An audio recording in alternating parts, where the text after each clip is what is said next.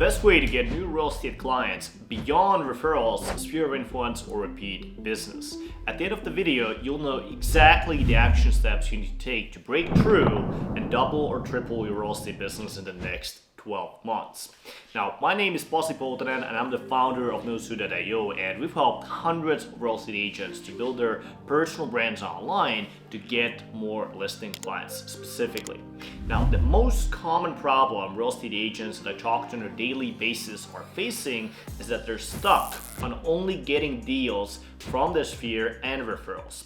Now, most people go about solving this issue the absolute wrong way. Just the other day, I was actually talking to a real estate agent who was only getting deals from his sphere of influence, only from his referrals for years, and he had to rely on that. So I asked him, hey man, what exactly are you doing with your marketing to bring in more business? And he told me that he's doing automated social media posts on Facebook, running social media ads through lead generation platform, and he was also sending some mailers here and there to his sort of like a farming area. Yet the problem was that he had not gotten a single listing client out of doing all those different things for over a year. Now, so when your sphere of influence and referral business kind of dries up, right, and you're not getting the amount of deals that you actually want, you don't want to do what that person did. You don't want to just look at external things for a solution to suddenly bring in an influx of new clients. But this is what most agents do. They hop in from one thing to another, try that tool, this tactic, that tactic, but nothing ever kind of seems to stick. Now, instead, you need to first analyze where you are right now with your business, the goals you have, and the strengths and weaknesses you have as a person. And the best way to do that is through mental models. Mental models, they are frameworks that help us understand how the world works and create a decision-making parameters. So Warren Buffett's business partner, Charlie Munger, is always kind of talking about this, how mental models are the best way to make decisions in life and in your business. Now, if your goal is to get real estate listing clients beyond your sphere, beyond your referrals, the best mental model you can use to create a plan of action is called throughput. It's the end-to-end flow of turning a stranger into a listing agreement, and in that process there's 8 different core phases. Awareness, homeowner becomes aware of you for the first time. Knowledge, homeowner develops understanding of the service you provide and how you could be relevant to them.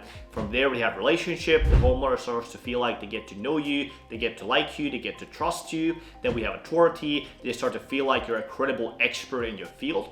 We have top of mind preference. Homeowner starts to feel like your service is the exact answer to their real estate needs and starts seeing you as a number one choice for a real estate agent.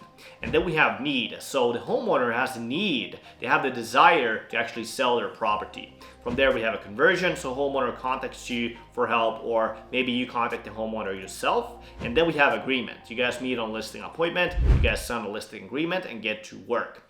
Now, if you want to scale your listing business, you simply need to increase that throughput between that phase 1 and the phase 8.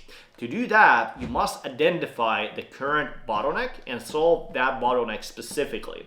And this is the part where real estate agents go wrong. With their sphere of influence, they have these things in place, right? From phase 1 to phase 8, it's already working, but it's just not enough people, right? That's the issue. And so when the people go out, they try to go beyond this, right? They start doing marketing, they only focus on one of these points. And that one point, typically for most people, that is awareness. So they try to get more people kind of in the pipeline. And they can kind of completely ignore the rest parts of the process. And a good analogy on this, it's kind of like if you're trying to build your sphere of influence, is that you would go out there and you try to include every single person on the street into your sphere of influence, right? That's kind of not possible, but that's what people do with their marketing. And they end up wasting tons of time, but most importantly, tons of money. There's thousands and thousands of dollars spent, just gone waste, never seen again. And people kind of end up spinning their wheels for years doing this. So instead, we need to first analyze where are we right now. We're gonna look at awareness, how many local homeowners are currently aware that you exist in the first place. This is all the people you met, your Facebook friends, your social media followers, those leads in your database. We also have the knowledge. How knowledgeable are these people in your database? How many of these people actually know that you are a real estate agent?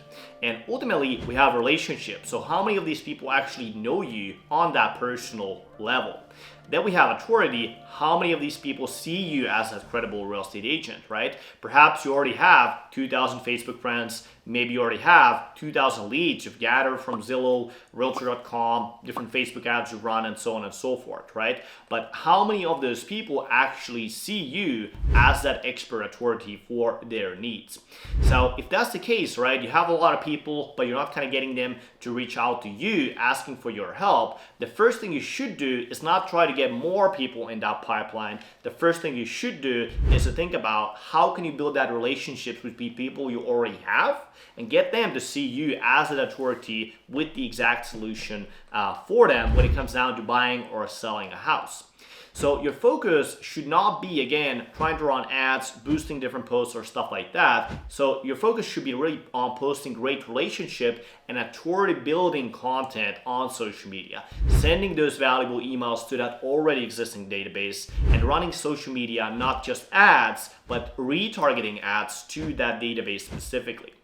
Or perhaps your bottleneck is the awareness, right? Maybe you're a new agent, maybe you haven't kind of built up your database throughout the years and you only kind of have 100, couple hundred people. If that's the case, right, that's when you should be focusing on awareness, getting more people in the door.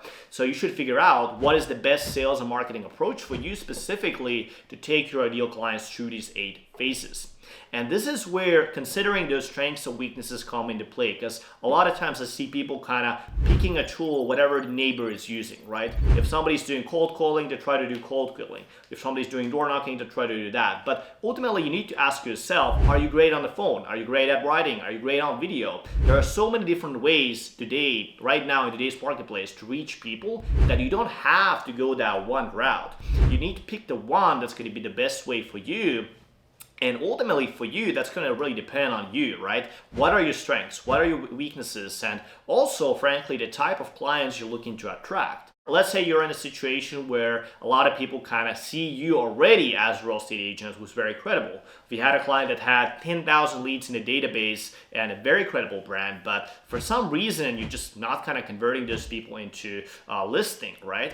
Well, to fix that, to start getting clients from that large pool of people that already know you and kind of see you as a realtor who's credible, could be really very simple. It's sometimes just including call to actions to your videos, including call to actions to your emails, maybe doing some outbound text messages, social media messages possibly as well. So if you are getting most of your real estate clients from your sphere and referrals right now, again, instead of trying to sign up for a random flashy gadget or a tool or a random mailer or doing any of these things, right, you should actually evaluate these things through this model, through this throughput mental model, because this way you'll know, okay, what do I need to focus on? Now, this is something that I do on a daily basis with my clients, and as my way of thanking you for watching this video, and if you find it useful, I'm going to drop a link below the description in this video for a free Zoom call with myself or somebody from our team, and we'll be happy to help you out with this and figure out your bottleneck. We ask you a few questions to analyze your situation, spot the easy opportunities to lock in new deals very quickly, but also map out the exact marketing game plan you need to hit those bigger goals you probably have for yourself for the next 6 to 12 months. Now, this is not going to be one of those typical sales goals you've probably been on where somebody just kind of pitches you, but it's an actual strategy call, and our goal is to make this the most valuable 45 minutes of your year. So if you like the sound of that, book the time through the link in the description. I'm going to see you soon.